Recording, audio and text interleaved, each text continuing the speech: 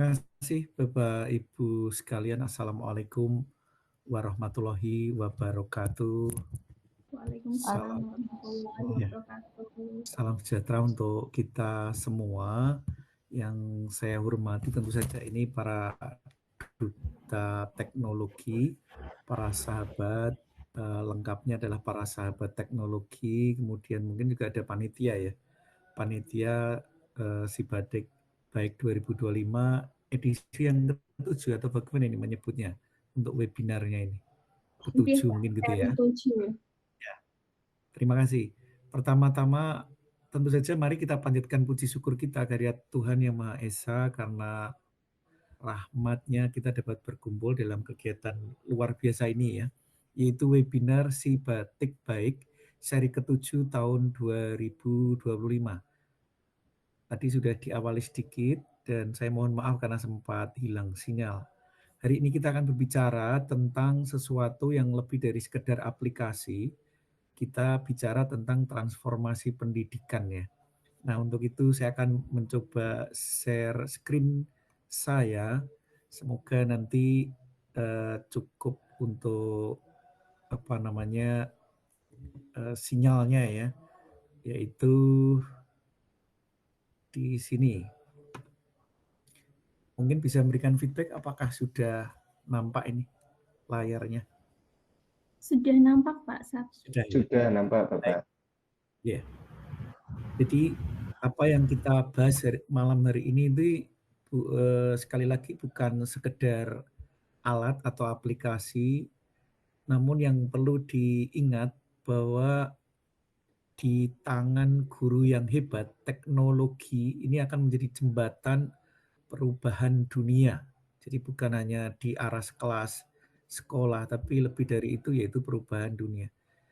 Kemudian kalau mungkin bisa saya tambahkan juga, transformasi digital di dalam pendidikan, ini bukan lagi wacana ya, terlebih semenjak COVID-19 3 atau 2,5 tahun yang lalu, melalui program-program PJJ ataupun kelas-kelas online, Pusdatin terutama para peserta pembatik, sahabat teknologi ataupun juga dari tempat kami misalnya Smart Learning and Character Center PGRI Provinsi Jawa Tengah, kita bergerak bersama memperkuat kemampuan guru agar menjadi lebih inovatif dan tentu saja harapannya menjadi inovator yang sejati, dalam arti kata bisa memberikan hal-hal baru ataupun mungkin sifatnya adalah nilai tambah dalam hal ini pemanfaatan aplikasi-aplikasi yang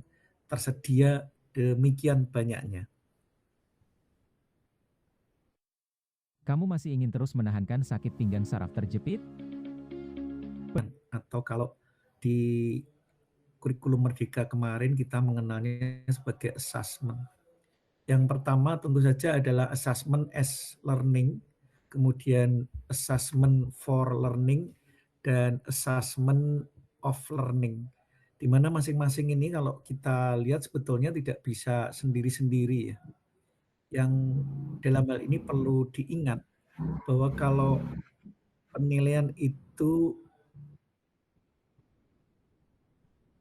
adalah pembelajaran kuisis, dalam hal ini memberikan pilihan kepada guru dalam hal mengukur capaian siswa secara objektif.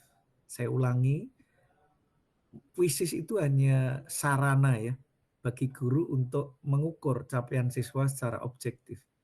Yang kedua, assessment for learning dalam pengertian kuisis untuk penilaian atau assessment, artinya adalah kuisis ini membantu guru untuk memperbaiki proses belajar.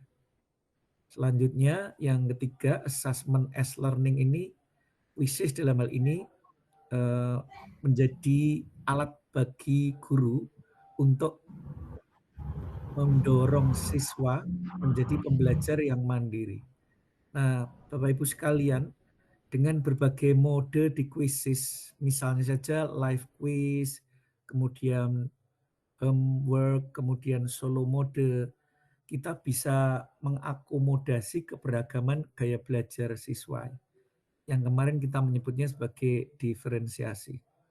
Sebagai bagian dari perubahan, kalau kemarin kita menyebutnya kurikulum merdeka, hari ini ada juga yang menyebut kurikulum merdeka transisi ke deep learning. Meskipun kita tahu deep learning bukan kurikulum, melainkan sebuah pendekatan.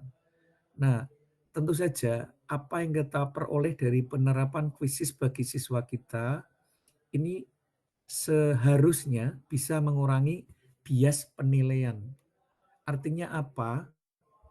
Bahwa apa yang kita berikan predikat, anggap misalnya predikat baik, sedang, ataupun mungkin harus melakukan remedi, itu tidak boleh bias, mencerminkan kemampuan yang sesungguhnya bagi siswa. Memang kuisis memberi peluang untuk mengukur kinerja siswa, namun ada bagian yang lebih penting. Apa itu? Yang pertama adalah valid ya. Hari ini kita sangat dimanjakan dengan kehadiran AI, yang sebetulnya kuisis pun juga bagian dari AI. Hampir-hampir kita boleh jadi membuat persiapan assessment itu dalam hitungan detik kalau hari ini. Oleh karena itu, instrumen yang kita displaykan menggunakan kuisis ini harus valid. Yang kedua, akurat. Nah, ini bagian yang ketiga ini yang paling penting, yaitu reflektif. Artinya apa? Kalau reflektif itu bahwa kita mengakui kekurangan kita, bahwa kita menyadari apa yang sudah kita pelajari itu harus selalu untuk ditingkatkan. Nah, in harmony dalam hal ini, saya mengajak Bapak Ibu yang hadir di ruang virtual ini, maupun seluruhnya, Bapak Ibu guru hebat, mari kita jadikan kuisis bukan hanya sebagai alat evaluasi, tapi juga sebagai alat pemberdayaan pembelajar. Dalam hal ini adalah kita sendiri dan juga siswa-siswi kita di kelas. Artinya apa? Inovasi di dalam pendidikan itu bukan lagi sebagai pilihan Bapak Ibu, melainkan sebuah keharusan. Karena menurut saya masa depan tidak menunggu siapapun yang lambat beradaptasi. Saya ulangi, inovasi dalam pendidikan ini bukan sebuah pilihan, tapi keharusan. Dalam arti kata, pilihan yang kita sedang diskusikan hari ini itu adalah kita menggunakan kuisis. Oleh karena itu, siapapun yang lambat beradaptasi, kalau konteksnya adalah penggunaan kuisis, ini tentu saja akan tertinggal karena masa depan tidak menunggu siapa yang lambat beradaptasi. Akhir kata, saya mengucapkan terima kasih untuk kesempatan sharing pada malam hari ini, dan terima kasih untuk Bapak Ibu yang rawuh secara virtual, kemudian sangat bersemangat kalau saya lihat ini. Selamat mengikuti webinar. Semoga malam hari ini akan menjadi sebuah momentum baru di dalam perjalanan inovasi kita. Akhirnya mohon maaf untuk segala kekurangan karena tadi sempat terlempar, dan terima kasih untuk perhatian. Saya akhiri. Wassalamualaikum warahmatullahi wabarakatuh. Salam sehat, salam berinovasi. Saya kembalikan ke moderator.